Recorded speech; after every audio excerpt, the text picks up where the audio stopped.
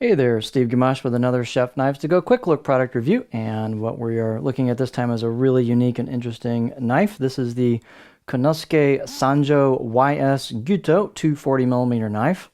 And having seen as many knives as I've had in my hands and looking and opening boxes, it takes quite a bit to, really wow me and get my attention out of the box. I've seen a lot of different knives, and these. Mark sent me the 240 and the 210, and these things instantly out of the box. I was like, whoa, these are really cool.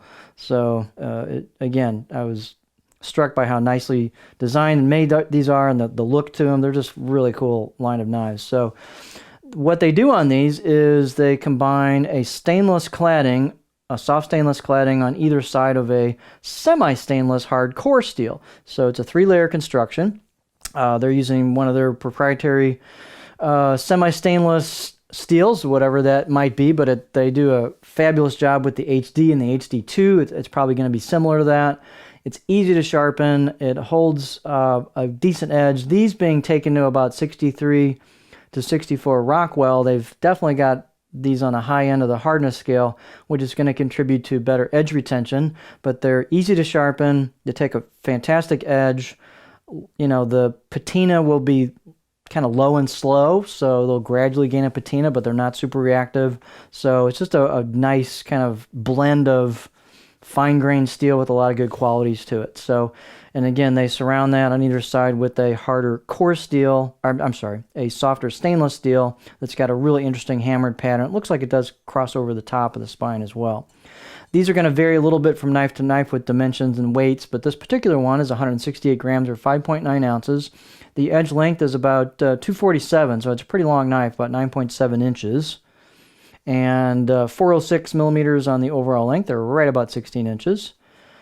These are fairly thick coming out of the handle, but then they thin out nicely all the way to the tip and almost have a continuous taper. They're just beautifully crafted. So this is about 3.7 millimeters thick here, and sometimes people go, I don't want anything over 2.5 or 3 up there. Well, every knife is different. So this particular one, 3.5 there above the back, but it just starts thinning out. And halfway down, I measured 1.8, so big change.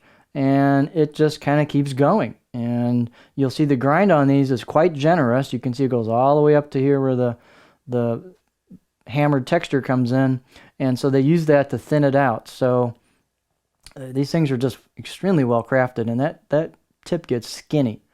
They've also ground these thin at the edge. This is not a beginner's knife because you've got hard steel and thin edges, so it'll take some technique, but you'll get rewarded with performance, and it's a great core steel. So just a neat look. So let's see here. The blade height is 49 millimeters, so plenty. The neck's rather narrow, so plenty of clearance, loads of clearance for your fingers on a cutting board. The handles are beautifully made. They're the key octagonal ambidextrous handles. This particular one is made out of a wood called Enju with a Maguro ferrule. You can read more about those woods on the product page, which you're probably at anyway if you're looking at this video. They've got this rounded butt end on them. You can see they're fairly thin handles width-wise from side to side, but they've got kind of a standard height to them. And so they're about 70 millimeters or 2.75 inches in circumference where the two woods meet. Really tight install on the tang. So it's a rather narrow handle, but a lot of people have really grown to like these on these knives that Konosuke is putting on some of their stuff. And it does help with the balance point because it's a dense wood, so it brings the balance point back up here, which is actually fairly close for me. I hardly moved my finger there. It's pretty close to my pinch grip. So for most of you, that should be similar area, and we'll make this a nice neutral balanced knife. It's fairly light. It's thin at the edge. This is just a really cool knife. Let's look at the beauty shot here, and then we'll get a close-up. So what they've got is a small hammered pattern with nice small little hammers and a random pattern. There is some chiseled kanji on it, but it's hard to kind of catch that, but it's there.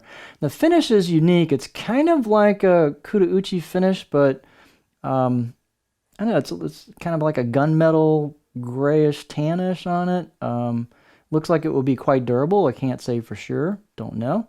They've done a really nice polish job on the spine. Of course, some of these hammers go right up into there, but great polish job on the spine. Nice rounding and polishing on the choil, the back of the blade. Nice 6, maybe 7 out of 10 edge on this thing.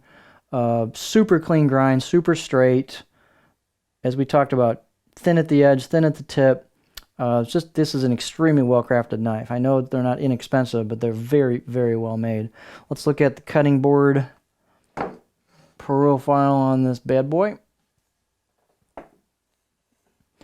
And this is kind of just a stretched out version of the 210. Super clean profile, super smooth, no bumps or high spots, low spots.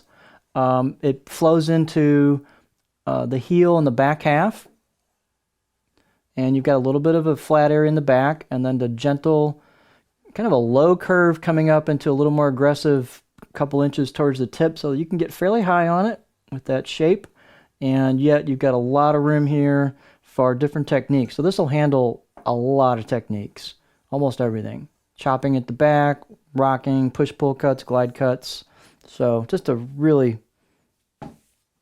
well-crafted, executed package. It's part of what you pay for. So here we have the Konosuke Sanjo YS Gyuto 240mm knife.